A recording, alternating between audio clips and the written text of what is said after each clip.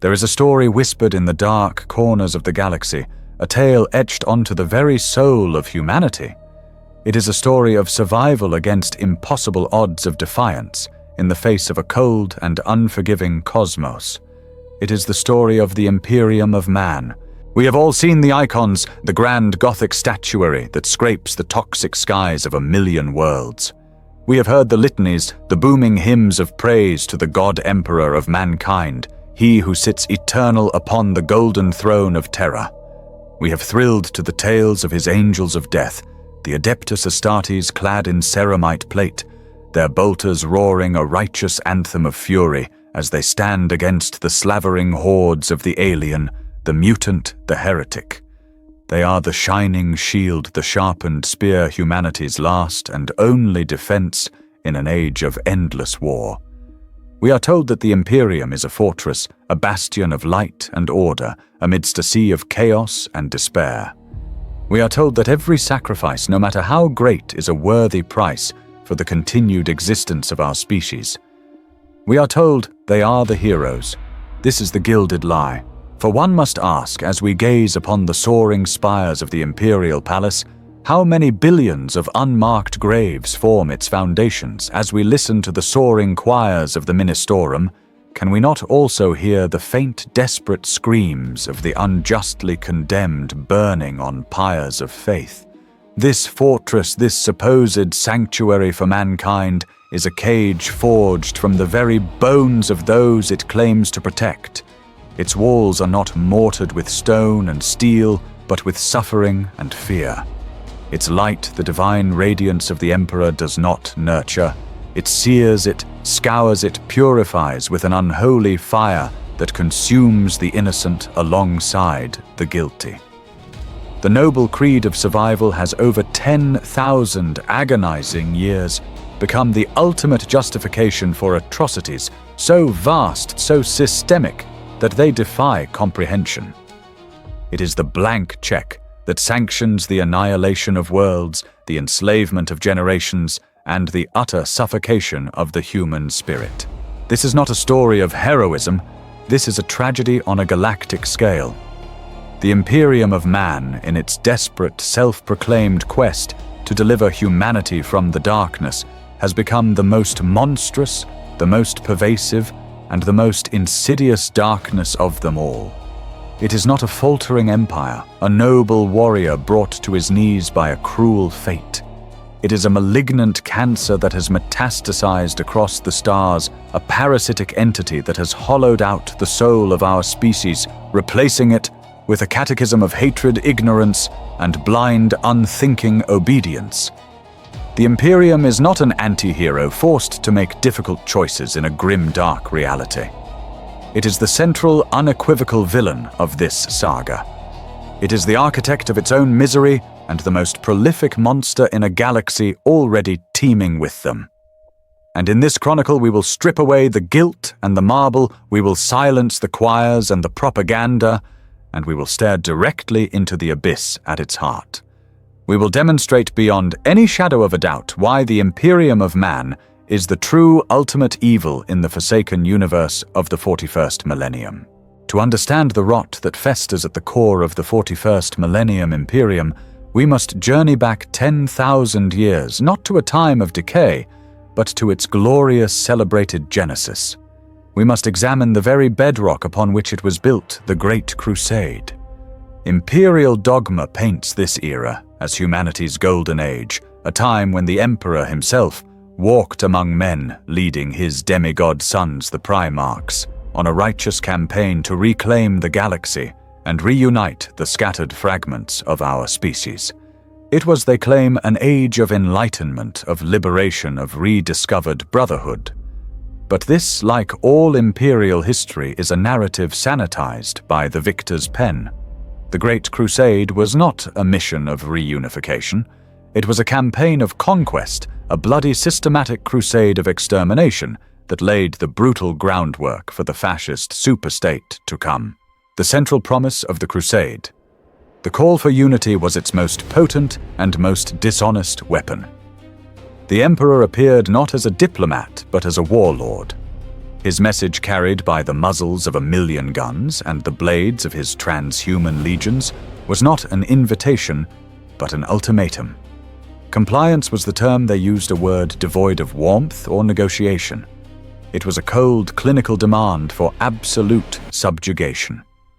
Join us, abandon your culture, your beliefs, your autonomy, and render yourselves unto our authority, or be utterly and remorselessly annihilated. There was no room for federation, no possibility of alliance, no concept of peaceful coexistence. The Emperor's vision for humanity was a monolithic, homogeneous entity, shaped in his image and governed by his singular, unquestionable will. Any human civilization that had evolved differently, that had found its own path to survival or prosperity during the long night of old night, was not seen as a cousin to be embraced, but as an aberration to be corrected or erased. And erase them they did. Let us not speak in abstractions. Let us speak of the dead.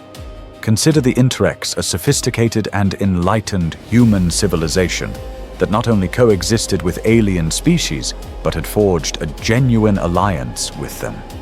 They understood the dangers of chaos, calling it chaos, and had developed methods to combat its influence without resorting to wholesale slaughter and ignorance. When Horus Lupercal and his lunar wolves first encountered them, they were met not with aggression, but with caution and a willingness to engage. The Interrex represented a different path for humanity, one of tolerance, understanding, and cooperation, and for that they were exterminated. The Imperium, through the machinations of chaos and the inherent arrogance of its own ideology, could not tolerate a model of existence that questioned its own absolute truths. The Interrex were wiped from the galactic map, their world burned, their unique knowledge lost forever, a footnote in the bloody march of imperial progress. Or consider the Diasporex, a nomadic, fleet-based civilization of humans and aliens living in symbiotic harmony. They worshipped no gods, threatened no one, and merely wished to be left alone. Yet their very existence was an affront to the imperial creed. They were hounded, hunted, and ultimately shattered by the Iron Hands Legion, not because they were a threat, but because they refused to bend the knee. They were deemed impure, their way of life a heresy against the new gospel of human supremacy. Their destruction was not collateral damage, it was the explicit intended outcome of imperial policy. This policy was not limited to human dissenters. The Great Crusade was the crucible in which the Imperium's violent, unreasoning xenophobia was forged into an instrument of state. The infamous decree, "Suffer not the alien to live," was not a desperate maxim born of the besieged 41st millennium. It was the battle cry of the 31st. The Crusade was a genocide machine unleashed upon countless alien species across the galaxy. It made no distinction between expansionist empires and peaceful confederations. The presence of the Xenos was in itself the crime. The Emperor's legions fell upon the megarachnids of murder, a species of terrifying insectoids, yes, but one that was entirely content to remain within its own planetary system. The Imperium came to them, provoked a war, and then annihilated them to the last, using the conflict as a brutal training exercise for its Astartes. This was not a war of necessity. It was a war of hatred, a war to establish the principle that this galaxy belonged to humanity, and humanity alone. The seeds of fanaticism were not planted in the soil of the Horus heresy. They were deliberately sown at the very beginning by the Emperor's own hand. The Great Crusade was not the salvation of mankind. It was its original sin. At the very heart of the Great Crusade's ideological conquest was a doctrine known as the Imperial Truth. Propagated by warrior scholars and enforced by the legions, it was presented as humanity's liberation from the shackles of old superstitions, the dawn of an age of reason and scientific enlightenment. The truth was simple in its decree: there are no gods. There is no divine power, no supernatural force, no life after death. There is only the material universe governed by the laws of science and the manifest destiny of mankind to master it. On the surface, it appears to be a noble rationalist philosophy. But peel back this thin veneer of enlightenment, and you find not reason, but a different kind of dogma, a tool of ideological oppression wielded with the same ruthless zeal as any ancient religion. The imperial truth was not a gift of knowledge. It was an act of intellectual tyranny. It was a breathtakingly arrogant attempt by one being to impose his singular, limited definition of reality upon an entire galaxy, a cosmos that was and is infinitely more complex and terrifying than his philosophy would ever admit. This was not the pursuit of truth. This was the enforcement of a state-sanctioned lie designed to dismantle all prior belief systems and power structures, leaving a vacuum that only the Emperor's own authority could fill. The ultimate hypocrisy of the imperial truth lies with its author. The Emperor of mankind, a psyker of unimaginable power, a being who had bargained with the entities of the warp to create his own demigod sons, knew perfectly well that the supernatural was real. He knew of the Imperium. He knew of the demonic entities that dwelled within it. He knew of the ruinous powers of chaos. He had faced them, fought them, and understood their danger intimately. Yet he deliberately and systematically forbade this knowledge to his sons and to the rest of humanity. This was not a benevolent act of a father protecting his children from a terrible truth. It was the calculated act of a tyrant hoarding knowledge to maintain absolute control. By denying the existence of the psychic and the spiritual, he ensured that he alone would be the master of that domain. He created a society that was willfully blind, a populace utterly unprepared and unequipped to understand, let alone resist the most profound existential threat to its existence. He demanded his followers be rational materialists, while he himself was a walking, breathing paradox to his own creed. The prohibition of knowledge disguised as the promotion of reason was one of the Emperor's most profound betrayals of his own species. This deliberate lie, this enforced ignorance, did not protect the Imperium. It poisoned it from within and led directly to its most catastrophic failure, the Horus Heresy. The seeds of that galactic civil war were not sown by Horus, but by the Emperor himself on the world of Monarchia. The Primarch Lorgar, driven by an innate need for faith and meaning, had come to worship his father as a god. In response, the Emperor did not counsel his son or attempt to guide him. He unleashed his wrath. He humiliated Lorgar, forced him to kneel in the ashes of the perfect city his legion had built in the Emperor's honor, and publicly rebuked his faith with cold, cruel disdain. In that moment, the Emperor proved his own imperial truth to be a fragile lie. It had no answers for the spiritual yearning of his own son. It offered no meaning beyond cold conquest. Betrayed and spiritually adrift, Lorgar sought a truth that could fill the void his father had violently carved into his soul. And the gods of chaos, ancient, powerful, and very, very real, were waiting with open arms. They offered him the truth the Emperor had denied, the validation his father had refused. The imperial truth did not inoculate humanity against the temptations of chaos. It made them exquisitely vulnerable. By starving the spirit and punishing faith, the Emperor did not create a race of rationalists. He created a generation of lost souls ripe for seduction by any power that would simply acknowledge the reality of their own spiritual hunger. The Imperium did not just fight chaos, it manufactured its greatest champions. Ultimately, the genesis of the Imperium's evil, the root of the heresy, and the cause of its 10,000-year descent into damnation cannot be blamed on circumstance or the machinations of chaos alone.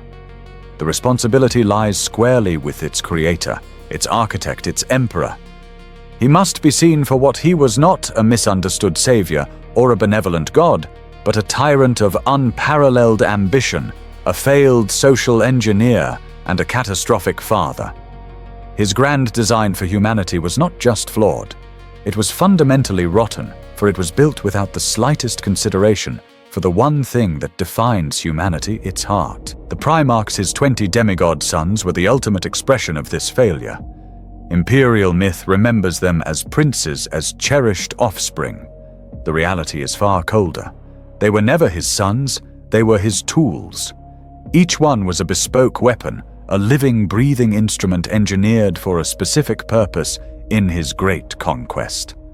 One was the master strategist, another the peerless duelist, another the unyielding siege breaker. He viewed them not with love, but with the detached pride of a craftsman admiring his handiwork. He saw them as generals to be commanded, as assets to be deployed as components in a galactic machine of his own devising.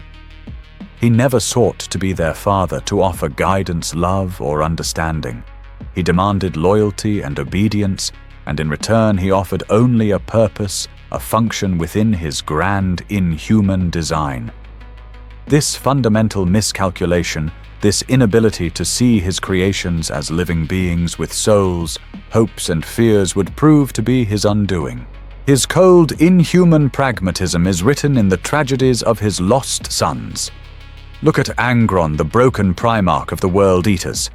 When the Emperor found him, Angron was a tortured slave gladiator, moments from a glorious death alongside the only family he had ever known.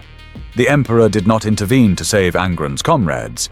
He did not attempt to heal the agonizing butcher's nails device hammered into his son's skull. He simply teleported his new asset away, leaving Angron's family to be slaughtered, an act of callousness that would forever define Angron's hatred. The Emperor saw a useful weapon, not a suffering child crying out for help. Or consider Perturabo, the Lord of Iron, a genius of logistics and siegecraft. He was handed the most grueling, thankless, and bloody tasks of the Great Crusade, ordered to throw his legion into meat grinders time and again. He received no praise, no recognition, only more impossible orders. His simmering resentment, his feeling of being unappreciated and used, was a direct result of the Emperor's own emotional neglect. The Emperor was a master geneticist and an unparalleled warlord, but he was an emotional void, a being so far removed from the humanity he claimed to champion that he could no longer comprehend its most basic needs. And so the Imperium of the 41st Millennium is not, as its apologists claim, a corrupted version of the Emperor's noble dream. It is his dream made manifest. It is the logical and inevitable endpoint of a vision founded on lies, enforced by violence, and engineered by a being who saw humanity as a problem to be solved, not a people to be led. The cult of the God Emperor. It is the final ironic victory of Lorga's desperate need for faith over his father's sterile, false reality. The endless grinding warfare. It is the legacy of a crusade that taught humanity that compliance or death were the only options. The dogmatic ignorance and fear of knowledge. It is the shadow of the imperial truth, a doctrine that punished curiosity and fostered blindness. Every single horror of the modern Imperium can be traced back to a seed planted by the Emperor's own hand. His legacy is not one of a fallen hero. It is the legacy of a tyrant who built a cage for humanity and was then surprised when it turned into a hell. If the Great Crusade laid the Imperium's foundations in conquest and deceit, then the institutions of the 41st Millennium are the towering, blood-stained spires built upon that rotten ground. To truly comprehend the Imperium as the villain, we must dissect this monstrous machine gear by bloody gear. And there is no more appropriate place to begin than with its soul, or rather the cancerous faith that has replaced it, the Adeptus Ministorum, the Ecclesiarchy, the state church of the God Emperor of mankind. This is not a religion that offers solace or hope. It is a finely honed instrument of social control that wields fear as its primary sacrament and turns ignorance into a state of grace. At the very center of the imperial creed lies its most profound and sickening irony, the deification of the tyrant who despised gods. The emperor, the man who declared that no gods existed, who shattered the nascent faith of his own son Lorgar with overwhelming force, is now the object of the largest, most fanatical, and most violent religious cult the galaxy has ever known. Billions upon billions of souls chant prayers to his name, offer ritual sacrifices in his honor, and commit unspeakable acts of violence to appease his silent will. This is not merely a misunderstanding of his original vision, it is the ultimate mockery of it. The ecclesiarchy has taken the image of a secular dictator and twisted it into that of a divine being, a living God whose only doctrine is hatred and whose only promise is eternal war. It is a lie of such staggering proportions that it has successfully poisoned the well of human spirituality for 10 millennia, creating a monolithic faith where doubt is death and blind obedience is the only path to a salvation that never comes. The Imperial Creed is the ultimate testament to the failure of the Imperial truth, a colossal monument to hypocrisy built on a throne of lies. This faith is not sustained by miracles or compassion, but by the cleansing properties of fire and the constant gnawing terror of damnation. The power of the ecclesiarchy is written in the ashes of burned heretics and the terrified eyes of the masses. Its agents, from the humble confessor to the fanatical cardinal, are the wardens of the human soul, and their methods are those of an torturer. They preach a gospel of fear, fear of the mutant whose physical corruption is a sign of spiritual impurity, fear of the psyker whose arcane gifts are a gateway to damnation, fear of the alien whose very existence is an offense to the divine human form, and most of all, fear of the self, of the errant thought, of the moment of weakness that could invite heresy. This culture of fear is maintained through brutal public displays of force. Worlds that stray from the imperial path are subjected to bloody crusades of faith. Individuals accused of heresy are paraded through the streets and publicly burned alive, their screams serving as a chilling sermon for all who watch. Piety is not a choice, it is a mandate. Faith is not a comfort. It is a weapon pointed at the heart of every citizen, a promise that the slightest deviation will be met not with redemption, but with agony and fire. If the ecclesiarchy is the soul poison of the Imperium, then the holy orders of the Emperor's Inquisition are its clenched fist. Operating in the shadows, they are the secret police of this galactic regime, a cancerous growth of paranoia and suspicion given form. They answer to no one but themselves and, in theory, the long-dead Emperor. The official narrative portrays them as the selfless, silent guardians of humanity, the thin line of dedicated agents who stand between mankind and utter damnation. They are the investigators of the demonic, the hunters of the alien infiltrator, the purgers of the seditious. But this heroic veneer conceals a far more terrifying truth. The Inquisition is not a shield. It is a weapon of terror.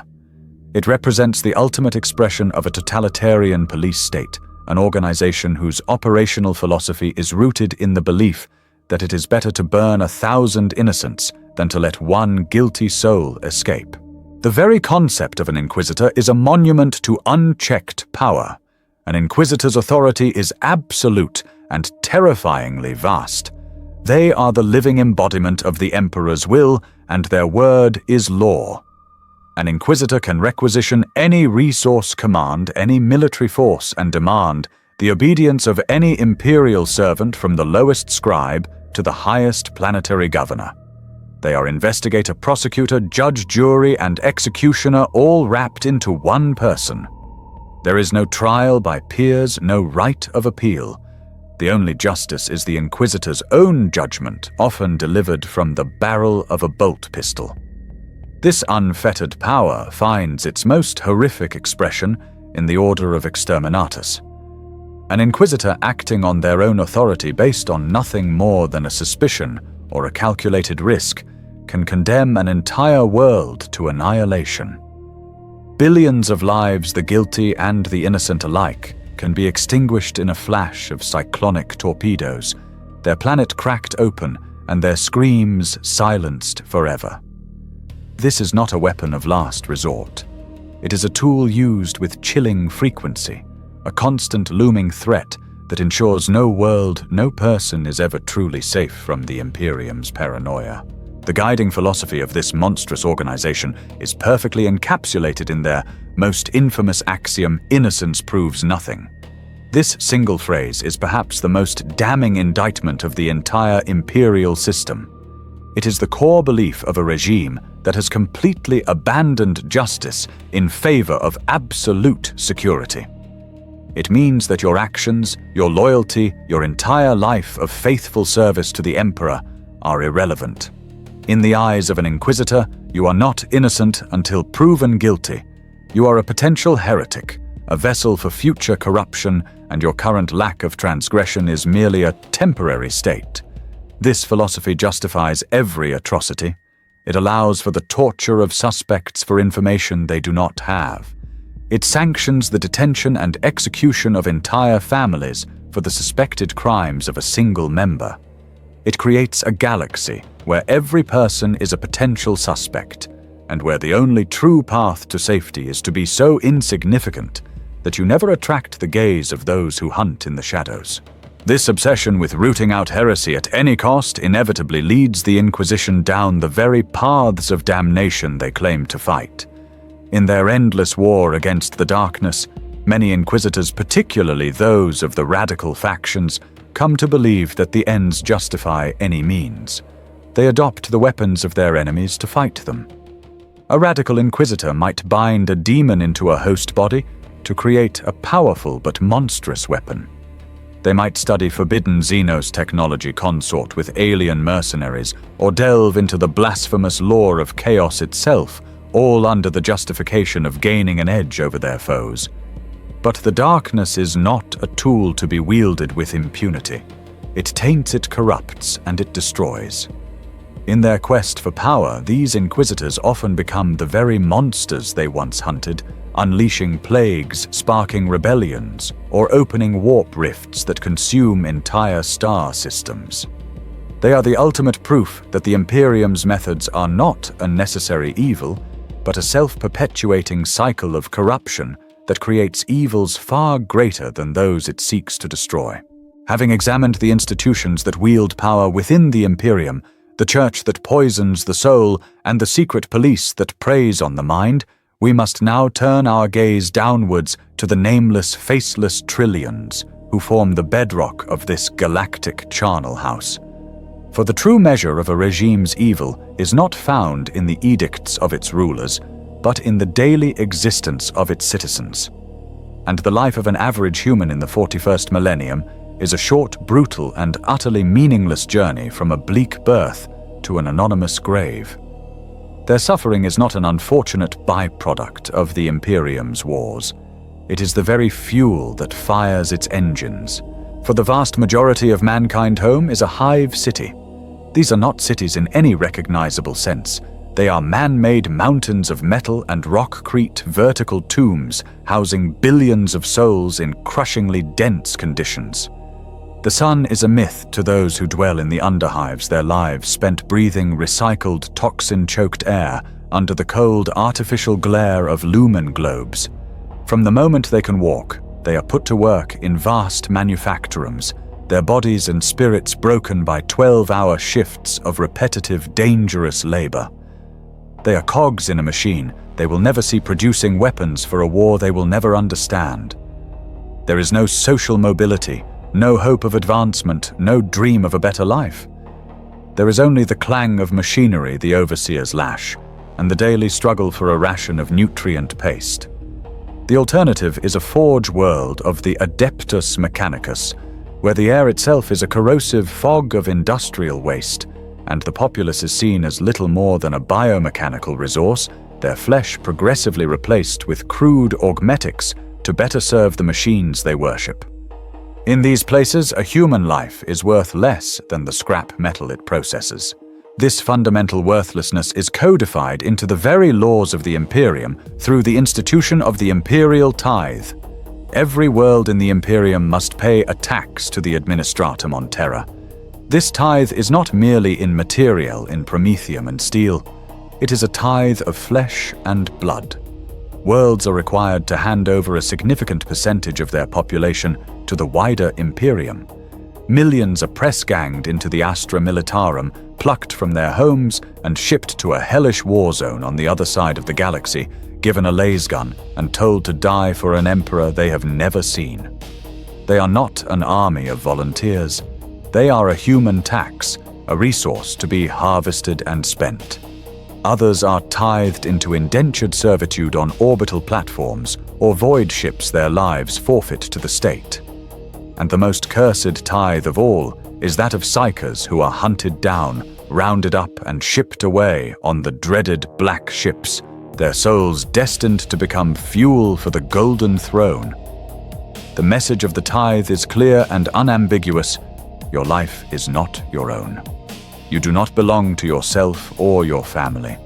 You belong to the Imperium, and it will spend you as it sees fit without ceremony or regret. You are a number on a data slate, a statistic in a galactic equation of attrition.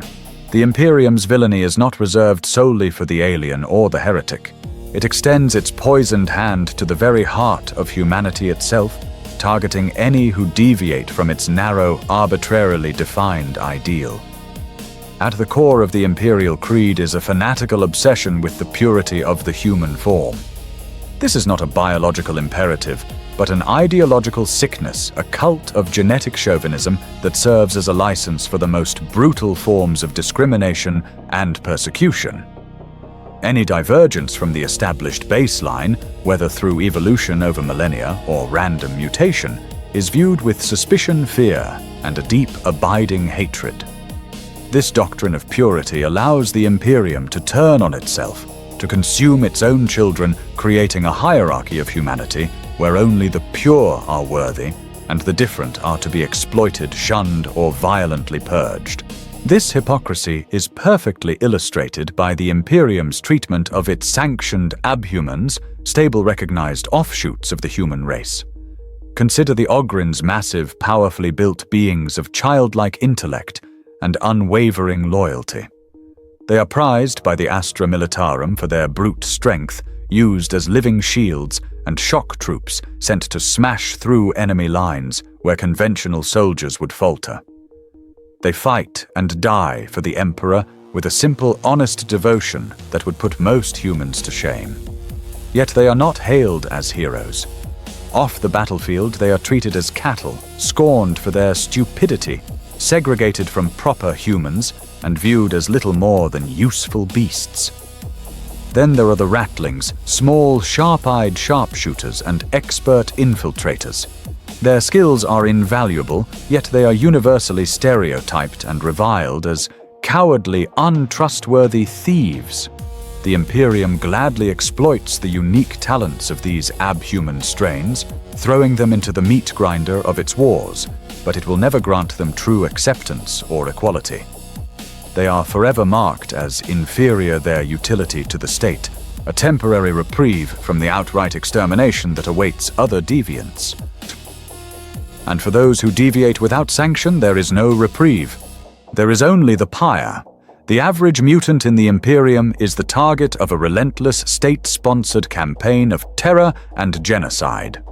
Unlike the stable abhuman strains, a random mutation, a discolored patch of skin, an extra finger, an unusual facial feature is seen as the mark of chaos, a physical manifestation of spiritual corruption. This superstitious fear is whipped into a frenzy by the ecclesiarchy, leading to brutal pogroms and witch hunts in the underhives of a million worlds. Neighbors turn on neighbors, families disown their own children, and mobs armed with torches and makeshift weapons tear the accused apart in spasms of righteous fury. The mutant is the ultimate scapegoat for the Imperium's ills, a target for the fear and hatred of a populace crushed by oppression. They are hunted without mercy, not for anything they have done, but simply for the crime of being born different. This relentless persecution is the clearest evidence of the Imperium's core ideology, a fascist belief in purity that is so absolute, it will gladly devour its own people to maintain its impossible, hateful standard. In the grand, bloody theater of galactic warfare, no single entity embodies the Imperium's callous disregard for human life, more completely than the Astra Militarum, the so-called Imperial Guard. Propagandists and Ministorum priests laud them as the hammer of the Emperor, a testament to the courage and resilience of the common man. They are depicted in heroic poses, their laser guns blazing, their jawlines firm, an unbreakable wall of humanity against the horrors of the night. But this is a cruel fantasy. The Astra Militarum is not a hammer, it is a meat grinder. It is the largest, most inefficient, and most inhuman military force in the galaxy, a colossal engine of attrition whose primary strategic principle is that human life is the cheapest and most expendable weapon it possesses. The core military doctrine of the Imperial Guard is a chillingly simple and brutal calculus of death. Faced with a technologically superior foe, a demonic incursion, or a ravenous tyrannid swarm, the Imperial Command does not rely on sophisticated strategy or advanced weaponry. It relies on bodies.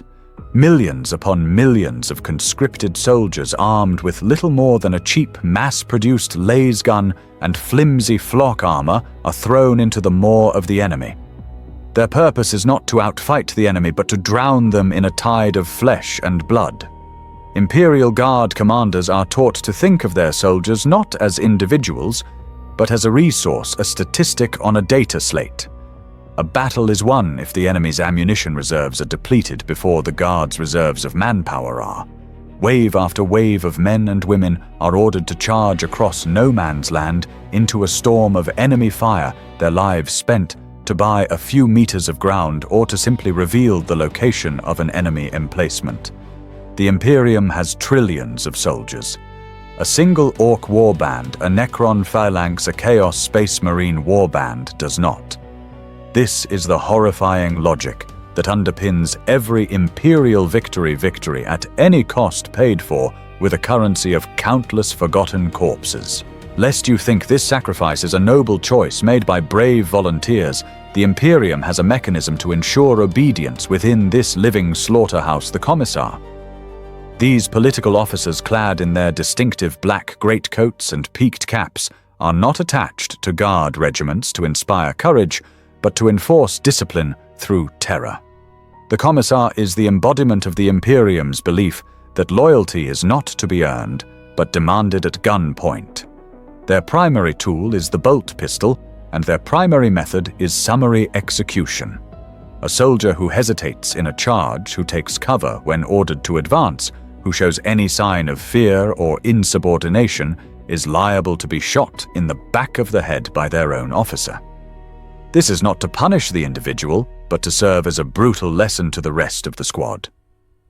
The message is simple: the enemy in front of you may kill you, but the Commissar behind you will kill you if you falter.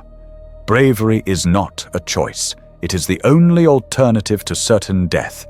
This transforms the Astra Militarum from an army into a penal legion on a galactic scale, where the soldiers are driven into the fire not by love for the Emperor, but by the cold, immediate fear of the men who claim to be on their side. For 10,000 years, humanity has been locked in a state of technological stasis, a slow and agonizing decay. In an age of galactic empires and existential threats, mankind fights its battles using designs and equipment that are millennia old, often without understanding the principles by which they even function. The cause of this terminal decline is not a lack of resources or intelligence, but the suffocating grip of the Adeptus Mechanicus, the priesthood of Mars. Tasked with the sacred duty of maintaining the Imperium's technology, they have instead become its jealous gatekeepers, a religious cult that has systematically strangled innovation and replaced the scientific method with blind, dogmatic worship. They are the jailers of human potential, and their creed is the death of progress. The central dogma of the cult Mechanicus is a poison that has seeped into the very foundations of imperial society, the belief that all knowledge worth having has already been discovered. The quest for understanding has been replaced by the quest for recovery. They worship a pantheon of gods, the machine god, the omniscire, and believe that the height of technological achievement was reached during humanity's dark age of technology. Their highest purpose is not to invent, to create, or to innovate. but to search the galaxy for fragments of ancient schematics known as Standard Template Constructs, or STCs. To a tech priest, the act of invention is not a triumph of intellect, but the gravest form of heresy. It is an act of supreme arrogance to believe that one could improve upon the sacred designs of the past. As a result, genuine scientific inquiry is dead. Anyone who dares to experiment to modify a design or to create something truly new is branded a heretic and ruthlessly hunted down. This fear of the unknown, this dogmatic insistence that the past holds all the answers, has ensured that humanity cannot adapt, cannot evolve, and is forever shackled to the ghosts of its own history. This perversion of science into religion is evident in every action a tech priest takes. They do not repair a broken engine, they appease its angered machine spirit.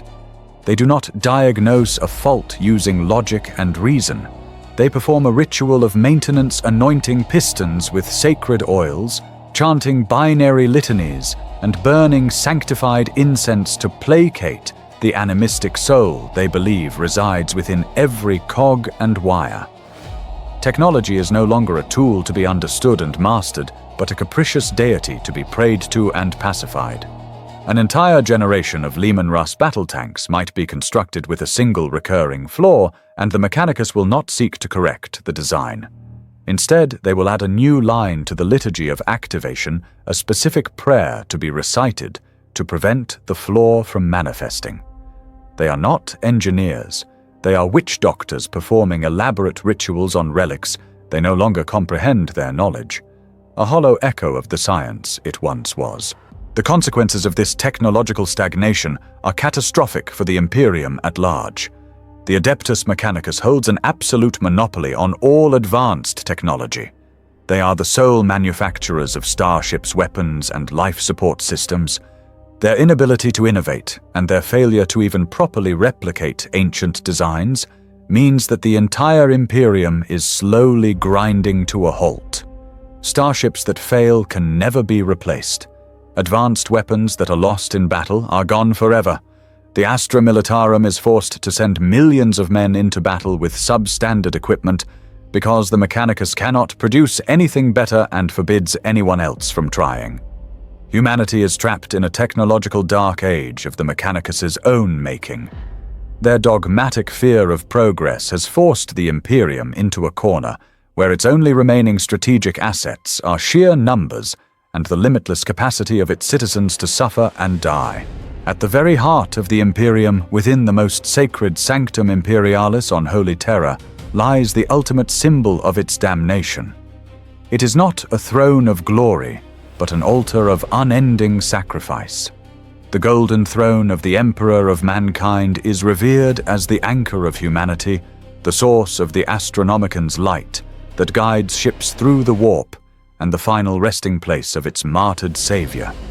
It is portrayed as a symbol of the Emperor's eternal, selfless sacrifice for his people. This is the Imperium's most sacred lie. The Golden Throne is not a symbol of sacrifice, it is a monument to selfishness. It is a ravenous, soul-devouring engine that encapsulates the Imperium's core philosophy that any number of lives are worth sacrificing not for the future of humanity, but for the stagnant, perpetual preservation of its broken past. The Golden Throne has an insatiable hunger, and it is fed by the souls of men. To sustain the flickering life force of the Emperor's shattered body and power, the Astronomican the throne requires a constant daily sacrifice of unimaginable horror. Every single day, 1,000 psychers are brought before it. These are not volunteers. They are the tithe, the unfortunate souls rounded up by the black ships from across the galaxy, many of them just children torn from their families for the crime of being born with a psychic gift. They are wired into the throne's arcane machinery, and their spiritual essence, their very life force, is siphoned out of them. They die in screaming, mind-shattering agony as their souls are consumed, burned away like so much fuel to keep a dying ember from being extinguished. This is not a one-time event. It is a daily ritual of mass murder, a psychic holocaust enacted on a precise schedule.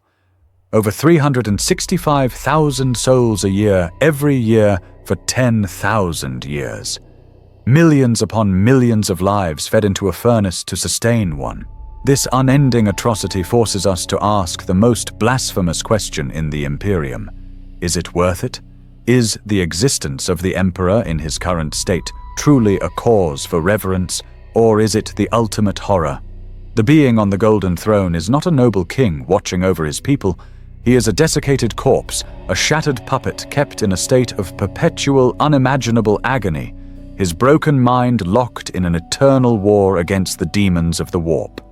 His continued existence is a fate far worse than any clean death. The Imperium's desperate refusal to let him die is not an act of loyalty. It is an act of supreme cowardice and selfishness. They sacrifice thousands of their own children every day, not for a living leader, but for a symbol. They perpetuate this cycle of suffering because they are too terrified to face a future without their crutch too spiritually bankrupt to conceive of a humanity that can stand on its own. The Golden Throne is not a beacon of hope. It is the ultimate proof that the Imperium is a death cult, a regime so in love with its own misery that it will murder its children to keep its founding father trapped in a state of living damnation. There is no greater hypocrisy in the dark theater of the Imperium than its relationship with the Psyker. In the mouths of its priests and the pages of its propaganda, the Psyker is a mutant, a witch, a gateway to damnation.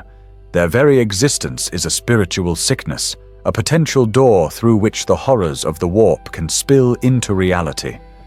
The common citizen is taught to fear them, to report them, to abhor them. Yet this entire edifice of hatred and fear is built upon a foundation of cynical dependence. The Imperium despises the Psyker, but it cannot survive without them. This contradiction does not lead to a nuanced policy of care and control.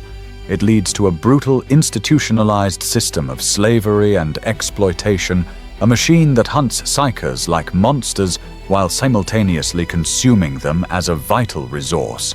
The hunt begins with the arrival of the Black Ships. These immense obsidian vessels are a sight that inspires terror in every corner of the Imperium. They are the mobile prisons of the Adeptus Astra Telepathica, and their mission is to scour the galaxy, harvesting the Imperium's crop of human souls. When a black ship enters orbit, a planetary census is conducted, and Imperial agents sweep through the populace, their arcane instruments sniffing out the faintest trace of psychic potential. They are not there to help or to train. They are there to abduct. Children are ripped from the arms of their parents, terrified and confused, branded as witches, and herded into the ship's cavernous, null-fielded holds. There is no appeal, no trial. A life is over before it has even truly begun. For those taken, the Black Ship is a one-way voyage into a nightmare, a journey from which almost no one returns unscathed, and from which the vast majority do not return at all. Once aboard these flying dungeons, the captives are subjected to a brutal sorting process. Their fate is determined by their strength. The vast majority, those deemed too weak or unstable to be controlled, are designated for the ultimate tithe. They are the fuel for the Golden Throne, their lives reduced to a final, agonizing scream as their souls are consumed by the dying Emperor. For the small fraction who are strong enough, a different kind of damnation awaits. They are subjected to the ritual of soul binding, a terrifying process where their minds are laid bare before the searing, incandescent psychic power of the Emperor himself. It is a process that obliterates the weak and drives many of the strong insane. Those who survive are forever changed, their eyes burned out, their minds forever scarred by the touch of a dying god. They become astropaths, the living communication network of the Imperium, their minds used as FTL relays, forever haunted by the whispers of the warp. They are slaves in every sense of the word, their bodies and souls broken and remade to serve the very regime that despises them. This systematic cruelty, this policy of treating a natural part of human evolution as a plague to be hunted and exploited, is perhaps the Imperium's greatest strategic blunder. It is a self-fulfilling prophecy of the highest order. By treating every emerging psyker as a potential monster, the Imperium actively creates the very enemies it fears. For every psyker captured by a black ship, how many more escape fleeing into the dark corners of society, filled with terror and hatred for the regime that wants to enslave or kill them? For these desperate hunted individuals, the whispers of the Chaos Gods are not a temptation to be resisted, but a lifeline. Chaos offers them power acceptance, a way to fight back against their persecutors. The Imperium's relentless, brutal oppression is the single greatest recruiting tool for the forces of chaos. It sows the wind by hunting witches, and it reaps the whirlwind when those witches turn to damnation as their only refuge. The Imperium portrays itself as a bastion besieged an island of order in a sea of implacable alien hatred. Its propaganda insists that its enemies are external forces, ancient evils, and foreign threats that arose independently to destroy humanity. But the grim truth is that many of the Imperium's most bitter and dangerous foes were not found, but forged. They were born within the Imperium, often as its most loyal servants, until the crushing, thankless cruelty of the regime itself forced them into rebellion and damnation. The Imperium is its own worst enemy, a factory of traitors whose greatest legacy is one of betrayal. For a perfect microcosm of this tragic process, we need look no further than the story of Luft Huron, the former chapter master of the Astral Claws, now known and feared as Huron Blackheart, the Tyrant of Badab. Huron was not a born traitor.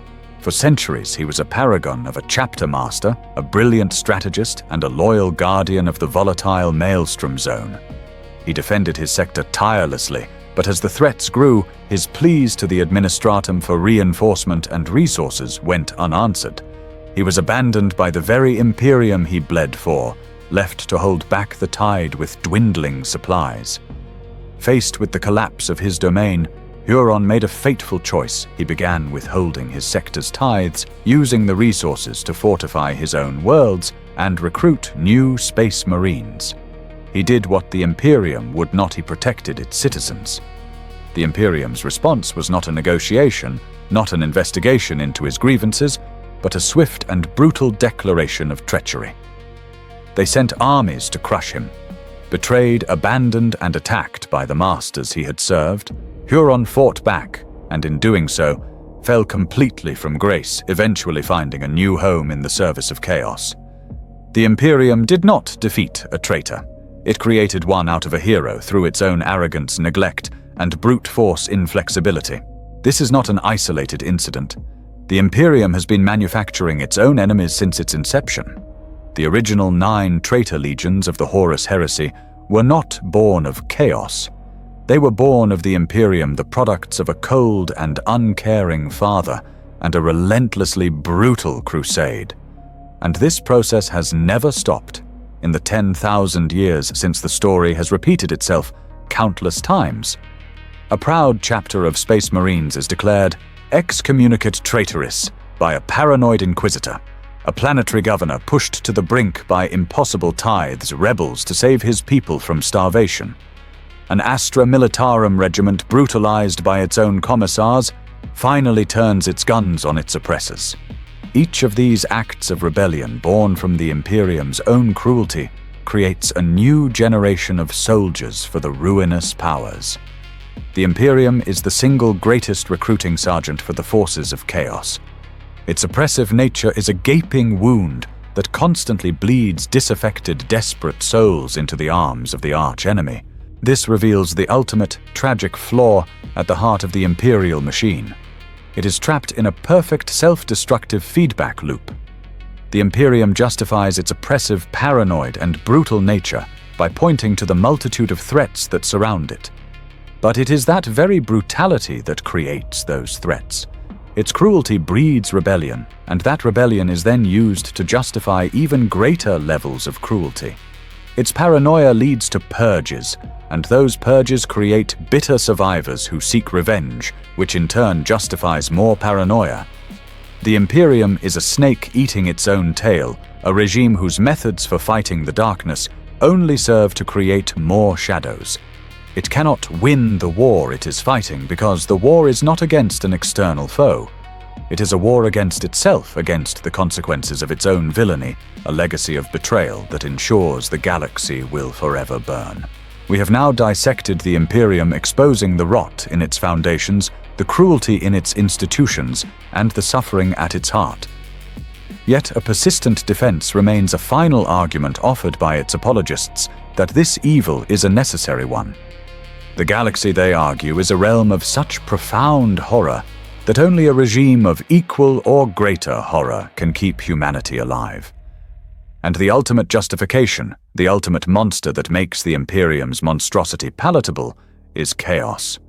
The Imperium must be a prison, they say, to protect us from the hell that waits outside its walls. This is the great lie of the necessary evil, and it is here that we must deliver the final damning verdict. The Imperium is not the antidote to chaos. It is its most fertile breeding ground, its most tireless servant, its greatest and most unwitting champion. To understand this, one must understand the nature of the Chaos Gods. They are not conventional deities.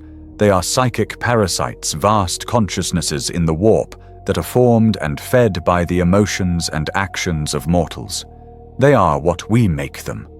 And the Imperium of man is a factory of the very nourishment they crave. Khorne, the blood god, the Lord of Skulls, does not care from where the blood flows, only that it flows. The Imperium, with its doctrine of endless war, its glorification of martial slaughter, and its fanatical crusades that annihilate billions in fits of righteous hatred, is Khorne's most devoted follower. Every guardsman who dies screaming in a pointless charge, every heretic burned in a public square, is an offering upon his brazen throne. Nurgle the Plague Father thrives on despair, stagnation, and the terror of mortality. What is the Imperium but a monument to these things?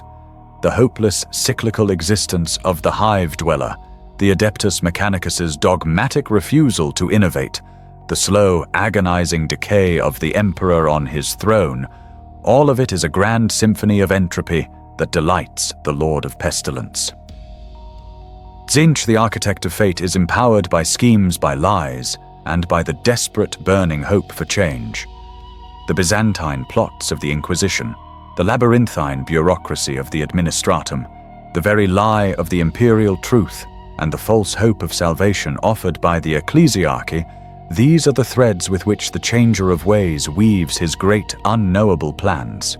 The Imperium, in its every paranoid action and political maneuver, does his work for him. This symbiosis of self-destruction forces us to ask a terrifying question. For the average citizen crushed under the heel of the Imperium, what is the real difference between the master they know and the one they are told to fear? Imagine you are a worker in a manufactorum, your life a bleak cycle of toil and misery, knowing you will die in the same toxic darkness you were born into. Your life is forfeit to the state. Your individuality is a crime. Your hope is a heresy. Then a hidden cult offers you an alternative. They speak of a power that will break your chains, of a god who will give you the freedom to feel, to act, to change your fate. Is the choice between the iron fist of the Imperium and the seductive promise of chaos truly a choice between order and anarchy? Or is it a choice between two different kinds of slavery? For countless souls across the galaxy, the Imperium has made life so unbearable, so devoid of hope or meaning, that eternal damnation begins to look like a reasonable escape route. Chaos does not need to break down the walls of the Imperial prison. The Imperium leaves the doors wide open by making the prison itself a hell. Here the necessary evil argument collapses entirely. The methods the Imperium uses to fight chaos are the very methods that give it strength. It tries to fight a war of hatred and bloodshed, and in doing so it feeds Khorne. It tries to enforce a stagnant, unchanging order, and in doing so it feeds Nurgle. It uses lies and Byzantine schemes to root out its enemies, and in doing so, it feeds Tzeentch. The war against chaos is not a war the Imperium is losing. It is a war it is fundamentally incapable of winning because it has become a mirror image of its own foe. It is its own worst enemy. The evil of the Imperium is not necessary. It is in fact the most profound liability humanity possesses. It is a cure that is infinitely worse and infinitely more pervasive than the disease it purports to fight. If the threat of chaos is the first pillar in the crumbling temple of the Imperium's defense, the second is the endless menace of the Xenos. The galaxy is indeed home to terrifying alien life, the all-consuming tyrannid hive minds, the brutally simplistic orcs, the soulless legions of the Necrons. The apologist for the Imperium will point to these horrors and claim that humanity's violent, unreasoning xenophobia is a grim but logical necessity. In a galaxy where every shadow can hide a monster, the only rational policy is to shoot first and never ask questions. Suffer not the alien to live is not a call to hatred, they argue, but a mantra of survival.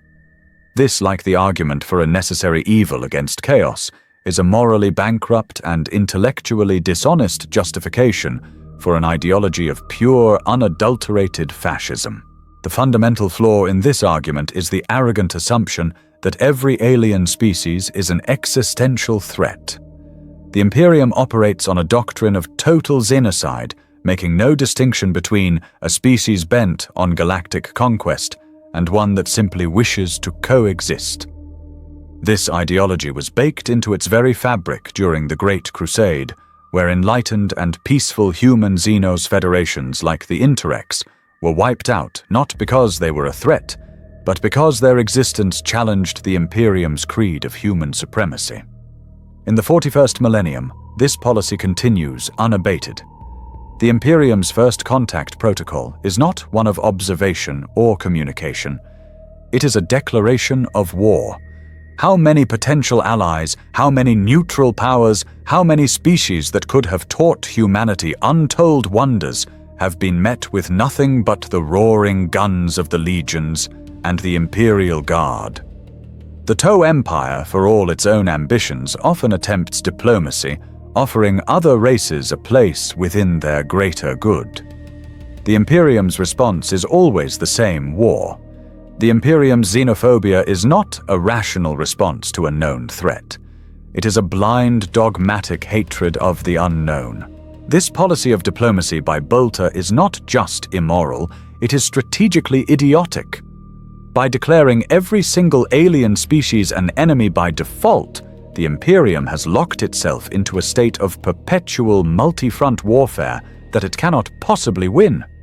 It has created enemies out of potential neighbors, transforming a complex galactic community into a simple, brutal shooting gallery where humanity is the sole aggressor. The resources squandered on crusades against minor, non-threatening Xenos. Empires could have been used to bolster defenses against the genuine threats posed by the Tyranids or the Orcs. But the Imperium is incapable of such nuance. Its ideology is a blunt instrument in a galaxy that requires a scalpel. This is not the behavior of a pragmatic regime making hard choices for survival. This is the behavior of a fascist state addicted to a creed of racial purity, a state that would rather create a new enemy than tolerate the existence of a peaceful alien neighbor. Let us be clear and unequivocal: genocide can never be justified. The systematic state-sanctioned extermination of a species based purely on its race is an absolute evil, regardless of the context. The Imperium of Man is a fascist regime. It espouses a belief in the manifest destiny and genetic superiority of the human race, and calls for the cleansing of the galaxy of all other forms of intelligent life. This is not a reluctant policy. It is a celebrated virtue. Trying to excuse this by pointing to the existence of genuine threats is a coward's argument. It is a philosophy that has plunged humanity into a state of endless war, cost trillions of lives, and extinguished untold civilizations for no reason other than pure ideological hatred. The Imperium is not a reluctant warrior in a hostile universe. It is the universe's most prolific and successful genocidal aggressor. This is not a necessary evil. It is a foundational crime upon which all its other evils are built. The final defense of the Imperium often crumbles into a simple, desperate comparison. As bad as it is, its enemies are worse. This is the last refuge of the apologist, the claim that in a galaxy of absolute evil, the Imperium is merely the least terrible option. But is it if we hold the Imperium up to a mirror, and in that reflection we see the faces of its greatest foes, we will find that the cracks in the glass align perfectly. The Imperium is not the opposite of the darkness. It is merely a different shade of it, a reflection of the same evils it claims to fight. Look at the Imperium and its eternal enemy chaos. The Imperium demands absolute, unquestioning faith in a silent, immobile corpse god, a being whose will is interpreted by a fanatical priesthood that enforces its dogma with fire and sword. The forces of chaos demand absolute, unquestioning faith in loud, demanding gods of the warp beings whose will is enacted by their own fanatical champions. Both demand the surrender of reason. Both demand the sacrifice of the self. Both promise power or salvation, but deliver only slavery and the annihilation of the soul. The imperial citizen chanting prayers in a Gothic cathedral and the cultist chanting blasphemies in a dark sewer are merely two sides of the same coin of spiritual enslavement. Look at the Imperium and the soulless Necrons. The Imperium has built a society that systematically crushes the individual. Its citizens are nameless numbers in the Administratum's ledgers, interchangeable cogs in a manufactorum, anonymous bodies to be thrown into the meat grinder of war. The goal of the imperial system is to subsume all individual will into the singular will of thee. The Necrons, in their ancient tragedy, achieved this goal perfectly. They traded their flesh, their souls, and their individuality for immortal machine bodies and the absolute silent obedience to the will of their masters. Both the Imperium and the Necrons represent the death of the self, the ultimate triumph of a cold, unfeeling, and eternal order over the messy, chaotic, beautiful reality of individual existence. Look at the Imperium and the all-consuming Tyranids. The Tyranid hive mind is the ultimate predator, a galactic parasite that moves from world to world, devouring every scrap of biomass to fuel its own relentless expansion. It is a being that exists only by consuming. The Imperium, too, is a parasite, but its sustenance is not flesh, but the very life force of humanity. It consumes the lives of its soldiers to win its wars. It consumes the souls of its psychers to fuel its throne. It consumes the labor and spirit of its populace to maintain its stagnant empire. Like the Tyranids, the Imperium is a vast, mindless entity driven by a singular, primal, imperative survival, and it achieves this survival by devouring its own component parts. So what then is the difference? If the Imperium is merely a mirror of its foes, what makes its evil so unique? The difference and the detail that confirms its status as the true villain of this saga is choice. The Tyranids are driven by a biological imperative they cannot resist. The Orcs are a force of nature created for war and knowing nothing else. Even the Chaos Gods are prisoners of their own nature, bound to the emotions that created them. But the Imperium of Man was created by humans for humans. It was born from a species that knows hope, that understands compassion, that has the capacity for reason and true freedom. The Imperium knows what a better world could look like, and it has consciously, deliberately, and systematically chosen to reject it. Its evil is not the unthinking evil of a monster. It is the calculated, knowing evil of a tyrant. It has looked upon the soul of humanity with all its potential for greatness, and has chosen to crush it under an iron heel. It is this profound betrayal of its own potential that makes the Imperium the most monstrous entity of them all. And so, our journey through the anatomy of this monstrous regime brings us back to its genesis, back to the single figure looming behind 10,000 years of suffering, the Emperor of mankind. We must now strip away the final veils of myth and martyrdom and assign the final responsibility for the Imperium's evil. He is not a tragic hero, not a misunderstood savior, but the ultimate architect of humanity's damnation, and his legacy is a poison that has sickened a galaxy. Was his grand vision for humanity truly a noble cause, or was it the most audacious project of selfish egoism in the history of the species? He sought to unite humanity not as a federation of equals, but as a monolithic empire under his singular absolute control. He sought to impose his own narrow materialistic truth on a universe that screamed with spiritual reality. He built his empire not with diplomacy and understanding, but with conquest and ultimatums. This was not a plan for the liberation of mankind, but for its domestication. It was the grand design of a being so consumed by arrogance that he believed he alone had the right to determine the destiny of trillions, and that any vision that was not his own deserved only annihilation. His was not a dream for humanity. It was a dream for himself, and humanity was simply the clay he would use to build it. Every single horror of the 41st millennium is a seed that he planted. The fanatical, soul-destroying religion of the ecclesiarchy.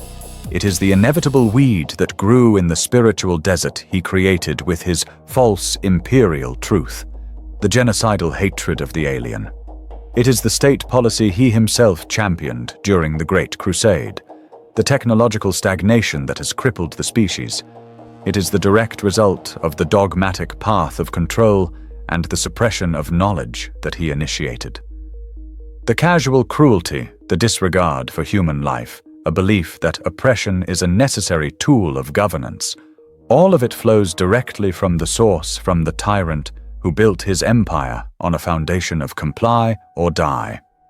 The Imperium of man is not a failed state that has strayed from its founder's vision. It is the ultimate horrific success of that vision, the logical conclusion of a dream that was rotten from its very inception. He is not the silent victim on the Golden Throne. He is the original sinner, the sower of the poison seeds from which this galaxy-spanning forest of agony has grown. We have journeyed from the false dawn of the Great Crusade to the eternal midnight of the 41st millennium. We have sifted through the ashes of burned worlds, listened to the silent screams of sacrificed psychers, and walked the polluted, overcrowded streets of its numberless hive cities.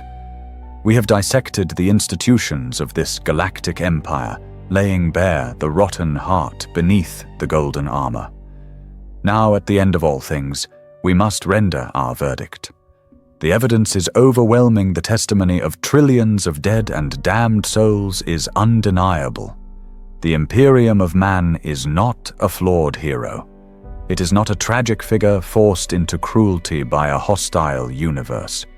It is the architect of its own damnation and the most prolific and successful monster in a galaxy already filled with them.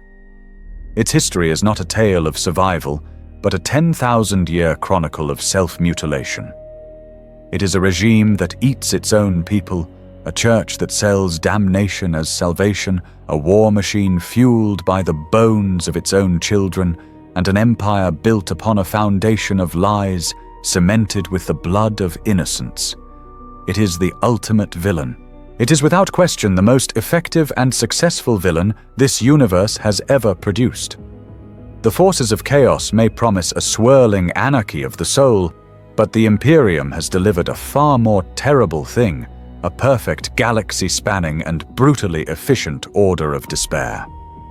It has succeeded where the ruinous powers have failed, shackling not just a few cultists or a single sector, but the entirety of the human race in a prison of its own making. The alien empires, the Xenos threats, may menace the borders of humanity, threatening to conquer and consume.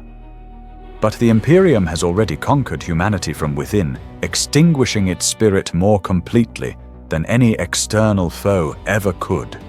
Its evil is more pervasive than the tyrannid hive mind, for it devours the soul, not just the flesh. Its tyranny is more absolute than that of the Necron dynasties, for it is a tyranny of the living, built on the conscious suffering of its subjects. The sheer scale of its villainy, the totality of its oppression, and the methodical efficiency with which it perpetuates its own misery elevate it beyond any of its rivals. It is the central antagonist of this story because it is the single greatest source of suffering for the story's central protagonists, the people of humanity. And so we are left with a final chilling image. In the dark heart of the warp, the great gods of chaos are laughing. But it is not the triumphant laughter of a conqueror who has finally defeated his most hated foe. It is the deep, satisfied, and utterly gleeful laughter of a farmer watching his most prized crop yield a bumper harvest. They laugh as they watch the ecclesiarchy whip the masses into a frenzy of hatred, a prayer in all but name to the Lord of Skulls. They laugh as they watch the hopeless misery of the underhives a sweet nectar for the god of plagues. They laugh as they watch the endless paranoid schemes of the Inquisition, a perfect tribute to the architect of fate. They do not need to destroy the Imperium of man. Why would they? It is their greatest asset, their most tireless servant. It is the engine that feeds their ambition, the vessel that cultivates the very emotions that give them power. The greatest trick the Chaos Gods ever pulled was not tempting Horus. It was allowing the Emperor to build a galactic empire that would serve their needs so perfectly. And that is the ultimate, inescapable, grimdark truth of this forsaken age. The Imperium of man, in its desperate war against the encroaching darkness, has become the greatest shadow the galaxy has ever known. It is humanity's shield rusted into a cage. It is humanity's sword reforged into a butcher's knife. It is the last light of humanity now burning only to cast the longest, most terrible of shadows.